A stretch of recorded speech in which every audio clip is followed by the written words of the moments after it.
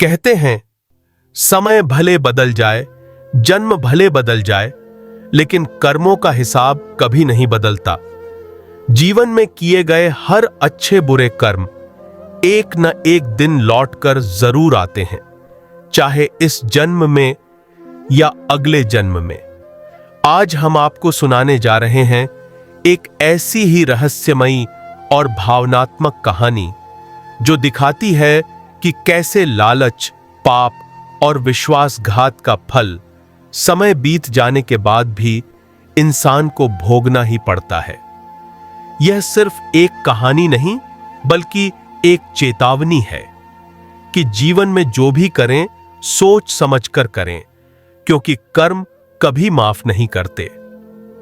प्राचीन काल की बात है। एक गांव में एक सज्जन व्यक्ति रहते थे। उनके 2 बेटे थे, बड़ा और छोटा। बड़े बेटे का विवाह धूमधाम से कर दिया गया था, लेकिन कुछ ही समय बाद दुर्भाग्यवश वह व्यक्ति और उनकी पत्नी किसी गंभीर बीमारी की चपेट में आकर स्वर्ग से धार गए। माता पिता के निधन के बाद छोटा बेटा भी लगातार बीमार रहने लगा। बड़े भाई और उसकी पत्नी ने छोटे भाई की पूरी सेवा की। वे उसे एक से बढ़कर एक वैद्य और हकीम के पास ले गए, लेकिन कोई लाभ नहीं हुआ। एक दिन बड़े भाई की पत्नी ने कहा, हमने हर संभव प्रयास कर लिया, लेकिन तुम्हारा छोटा भाई ठीक नहीं हो रहा। हम उसकी सेवा में इतना व्यस्त रहते हैं कि कहीं जा भी नहीं सकते, और अगर यह इस तरह बीमार पड़ा रहेगा तो सारा जीवन यूं ही बीत जाएगा।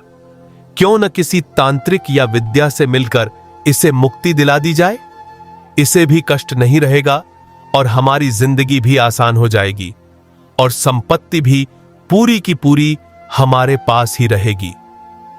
बड़े भाई का मन पहले तो डगमगाया, लेकिन पत्नी के लगातार समझाने पर वह राजी हो गया।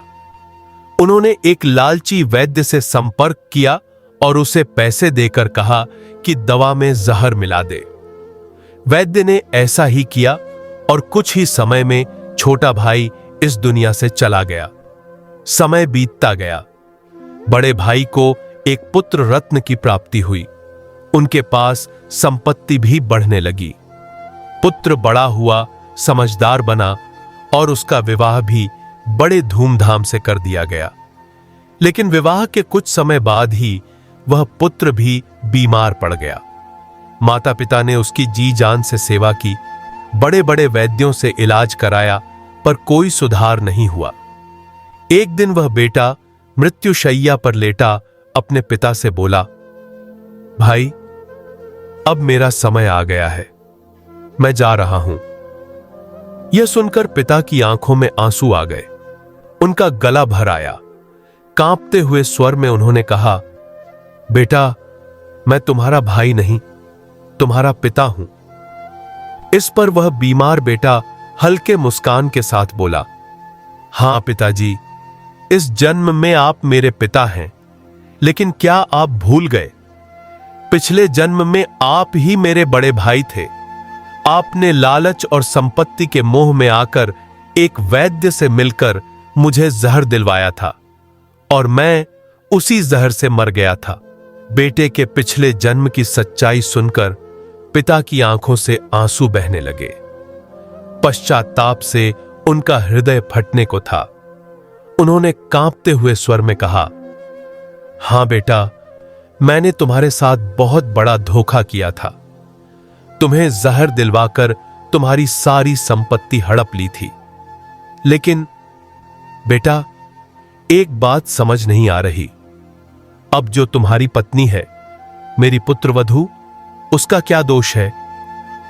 पिता की निगाहें अपनी बहू की ओर मुड़ गईं, जो शोक में डूबी सती होने की तैयारी कर रही थी। उस समय सती प्रथा का कठोर चलन था। बेटा, यह तो नारी है, मासूम है। यह तो तुम्हारे दुख में सहभागी रही है, सेवा की है। फिर क्यों इसे अब तुम्हारे साथ जिंदा जलना पड़े? इसका क्या अपराध है? बेटा, जो अब भी शांत भाव से लेटा था, उसने धीरे से कहा, पिताजी, आप उसे केवल इस जन्म की दृष्टि से देख रहे हैं, लेकिन वह भी इस कर्म बंधन की भागीदार है। वह वही वैद्य है जिसने आपकी बात मानकर मुझे जहर दी थी। आपने उसे धन दिया था और उसने मेरी मृत्यु को स्वीकार कर लिया था। यह सुनते ही पिता पूरी तरह टूट गए। उनका सिर शर्म से झुक गया। बेटा आगे बोला, इस जन्म में वह मेरी पत्नी बनी, लेकिन कर्मों का चक्र कभी खाली नहीं लौटता। हर किसी को अपने कर्मों का फल भुगतना ही पड़ता है, इसीलिए वह भी अपने किए की सजा पाएगी। सीख, कर्मों का न्याय समय से हो या जन्मों के बाद, पर होता अवश्य है। जैसे कर्म करेंगे वैसा ही फल मिलेगा, चाहे इस जन्म में मिले या अगले में। अतः जीवन में सदा सत्य, सेवा और सच्चे धर्म का पालन करें।